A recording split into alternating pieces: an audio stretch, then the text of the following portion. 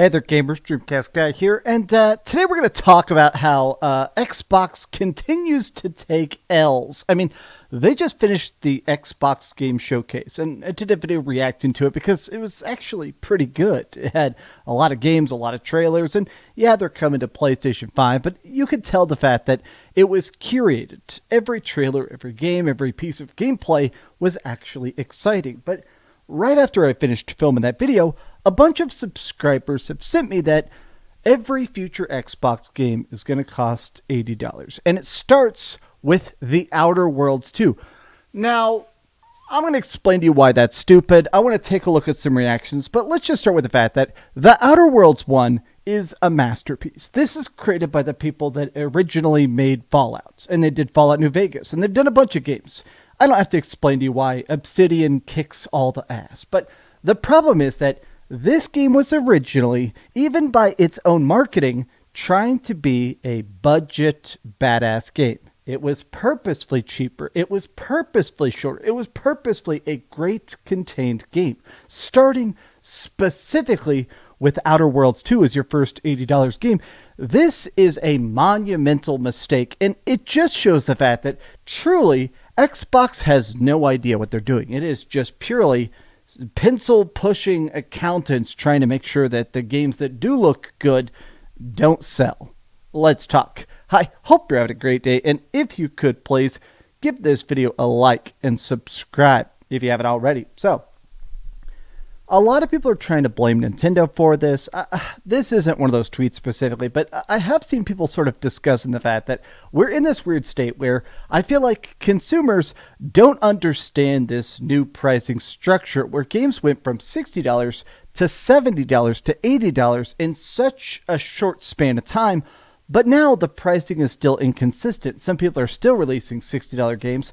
When it comes to Nintendo, Mario Kart World was $80, and in my opinion, that should have been $40 or $50, whereas Donkey Kong is going to be $70.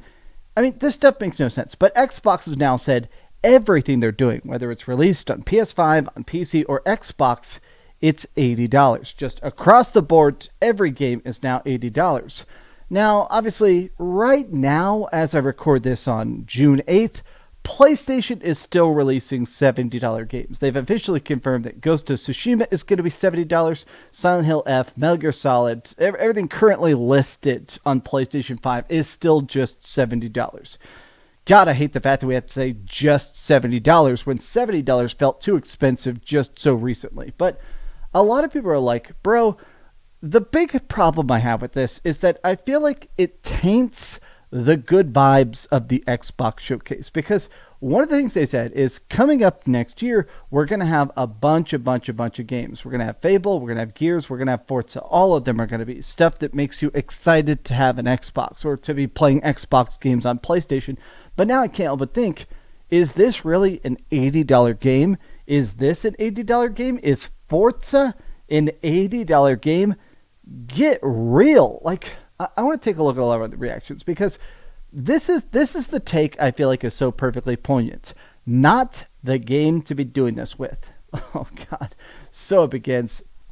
I feel bad for how this game is going now, because it's absolutely going to tank in sales. Hopefully Game Pass numbers will be enough to greenlight more projects. This is my thing, is I have seen some people saying, oh, it's to emphasize even more people buying it on Game Pass. Oh, the Game Pass numbers will be even higher. But I bid the pushback that clearly Game Pass is not enough. The whole reason you're seeing everything first party coming to PlayStation is clearly Game Pass isn't enough. You would not be seeing Gears of War on PlayStation or Forza on PlayStation, or let's face it, soon to be Halo on PlayStation, if Game Pass numbers were enough on their own. And I do think 100% this is going to tank sales. Thanks, Nintendo. People are saying that a lot. Oh my God, this is $91 by today's rates. Oh, hell nah. Game Pass for now, then. What a joke. Literally everybody is just instantly replying about how insulting this is. I want to give credit to the fact that I am glad that people seem to be so united in the pushback of this. Outer Worlds 2, it's $80. I wonder if it'll have the same reaction as when people saw the price of Mario Kart World.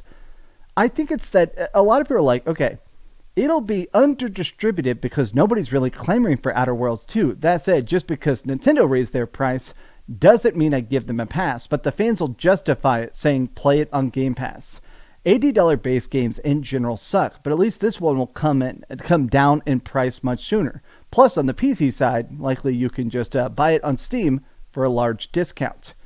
It is wild to me that we really did just go from 60 to 70 to 80 in such a quick fashion. And I feel like this goes beyond inflation or people being like, oh, there's rising developer costs.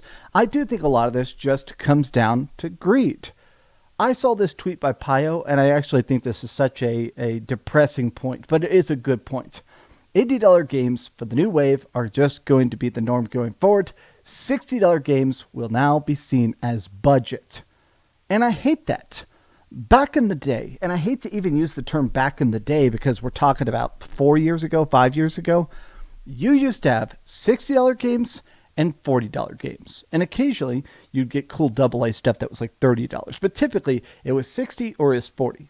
Now we're going to be in a spot where full-priced games are going to be $80 minimum, usually like $90, $100 special deluxe editions, but there's going to be discounted $60 games. I can only think about the fact that this is going to hurt sales. And I do think that even beyond sales, I think this is going to hurt the word of mouth. I do think that a big part of what makes video games so popular, so viral, so fun to play and share is the accessibility of it. Of, hey, I can buy it and tell my bro go buy it, and he can go out and purchase it as well. But an $80 price tag to me feels like a big leap over a $60 price tag.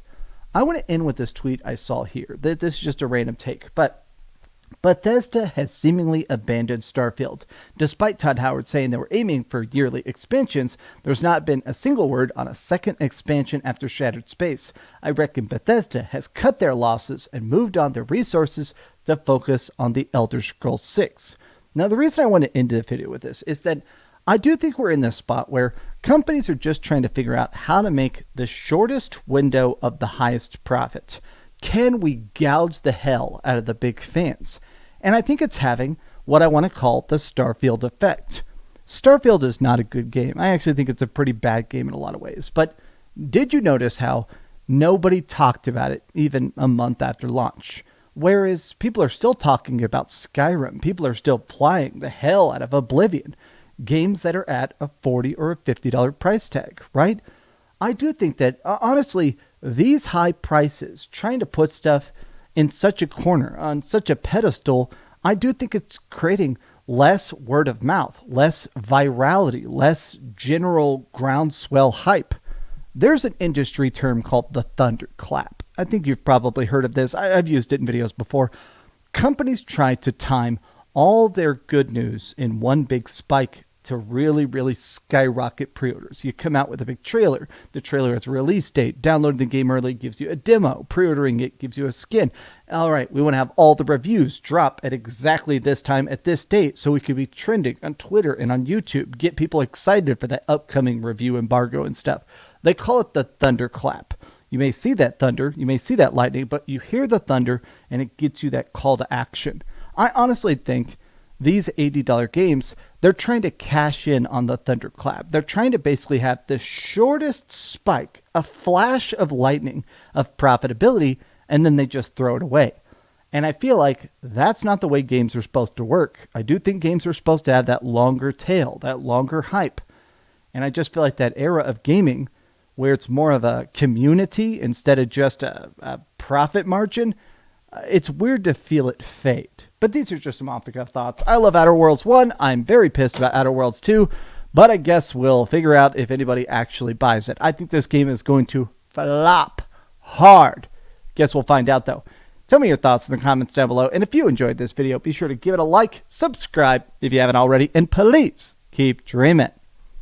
$80. What a stupid... I mean, it's just stupid. There's no other word for it. It is just stupid. Thanks so much for watching that video. If you want to see something else, you can always click this link to see what I put up last, or, subscribe and see what's coming up next. Also, I promise that whatever I do, it'll try not to suck.